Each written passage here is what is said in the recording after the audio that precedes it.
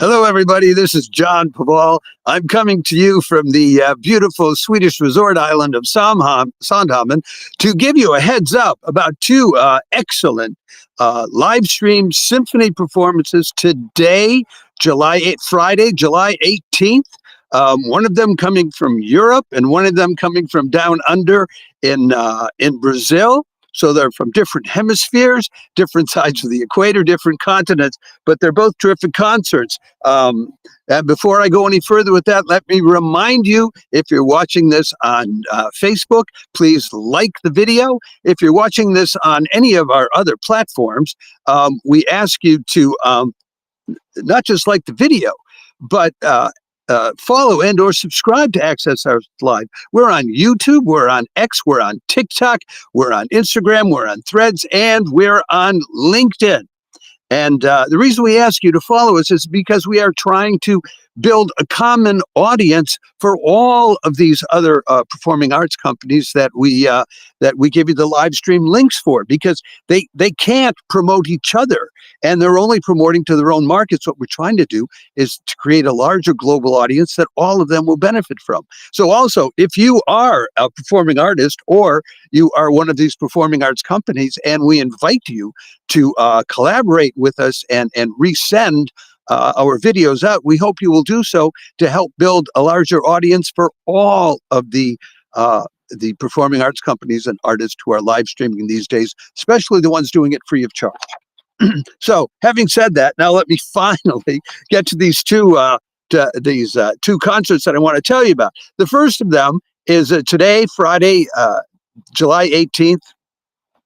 Let me start this the way I usually do these. Friday, July 18th at 8 o'clock European time, the SWR Symphony live streams Andres Orozco-Estrada conducting Strauss and Brahms. And that'll be Strauss's Concerto in D major for oboe and small orchestra. I'll be telling you about the oboist. And Brahms's Symphony number 2 in D major.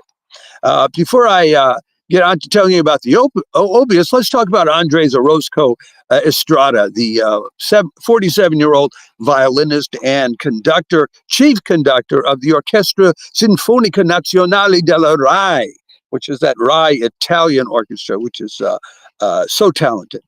He has also become the designated general music director for the city of Cologne, and he will become the new Kapellmeister of the Gürzenich from starting in the fall. And in addition to that, he will be taking over as the chief conductor of the Cologne Opera House at the same time in the fall. And all of this, it's perhaps not surprising that with this work coming on in Köln, he was also conducting the Köln Philharmonic back in February, and we told you about that live stream. They did a live stream of Beethoven, Schumann, and Tchaikovsky's Fifth. Anyway, so he's a top guy, and before his record, before he was with the Italian Rai Orchestra, even though he's from Colombia, he was the AD and chief conductor at the Houston Symphony Orchestra from 2014 to 2022, and simultaneously the chief conductor at the Frankfurt Radio Symphony from 2014 to 2021. This is a really experienced guy.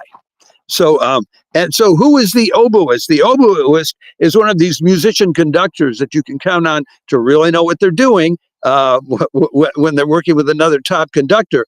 And the oboist is François Leleu. If you really want to know who François Leleu is, well, he's Lisa Batiashvili's husband, the Lisa Batiashvili, the violinist. But I'm sure she won't mind if we give a little well-earned recognition to her husband as well. He's 53 years old, French guy, 30-year career behind him. He started out, like a rocket. 18 years old, got hired to be the principal oboist for the Paris Opera House.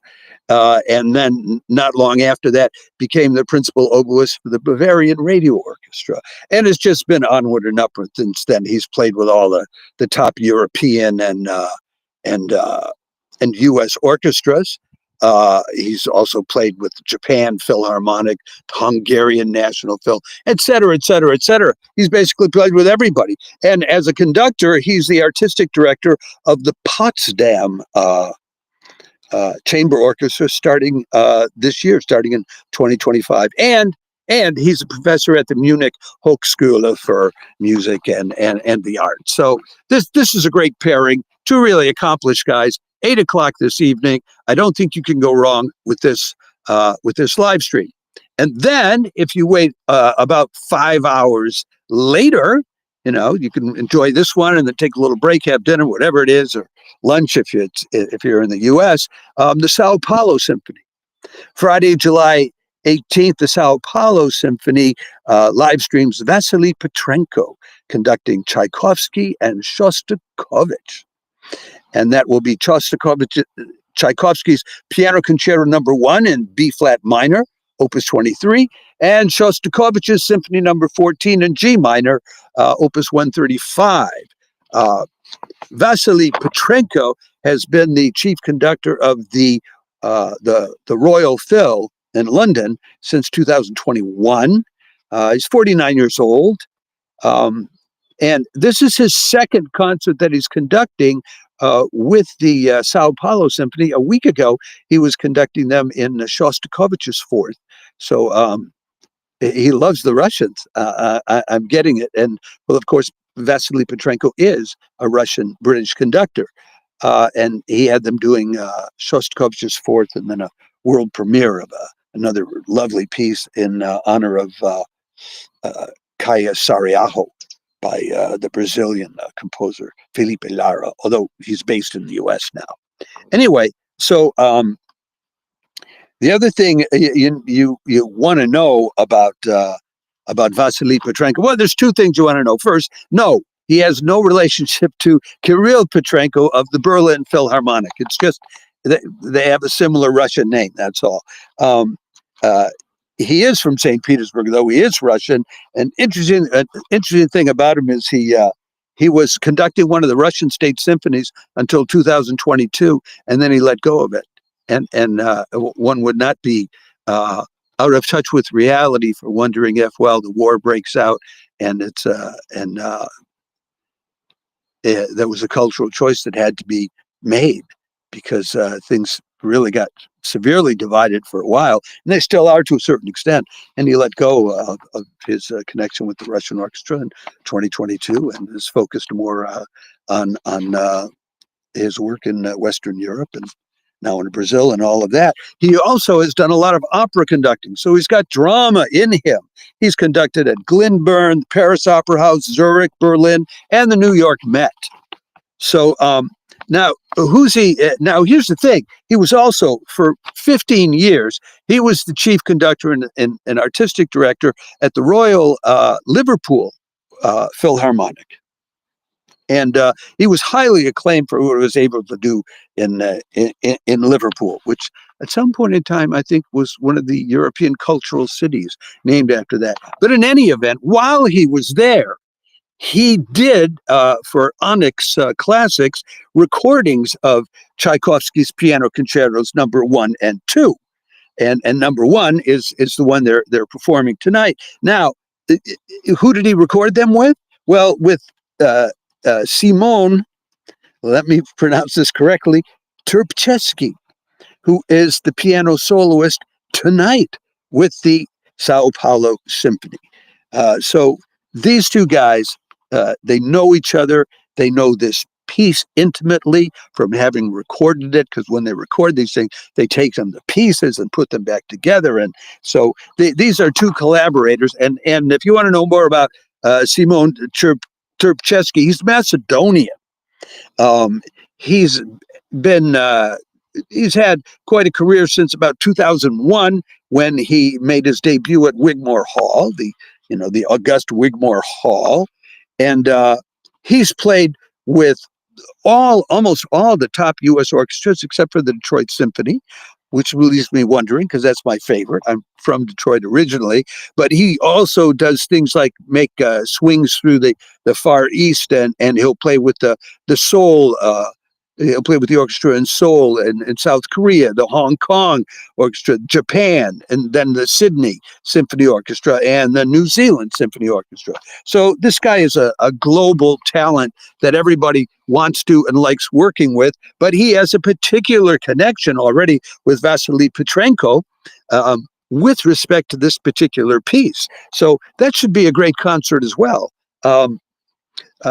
I did not, I noticed that I have not, since I'm out here in the woods, I haven't treated you to photos of all of these people yet.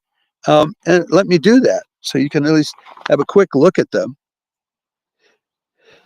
This is Andres Orozco-Estrada.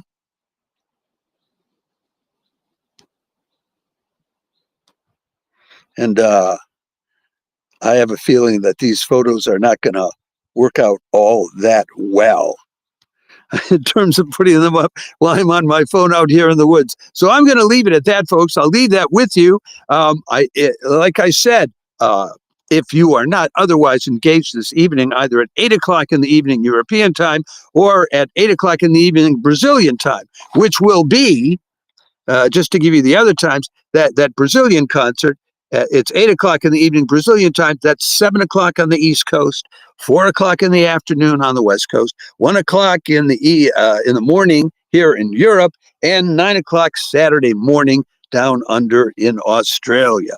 If you're not other occupied, you could do much worse with your evening than tuning in at 8 o'clock European time to hear the SWR Symphony in Stuttgart with Andres Orozco-Estrada conducting Strauss and Brahms, or waiting a little later until 8 o'clock Brazilian time, 7 o'clock New York time to tune in to have to see Vasily Petrenko conduct the Sao Paolo Symphony in Tchaikovsky and Shostakovich, both of them with star soloist, the SWR Symphony with star soloist François Leleu on the oboe, and the Sao Paulo Symphony with Simon Tchaikovsky on the piano.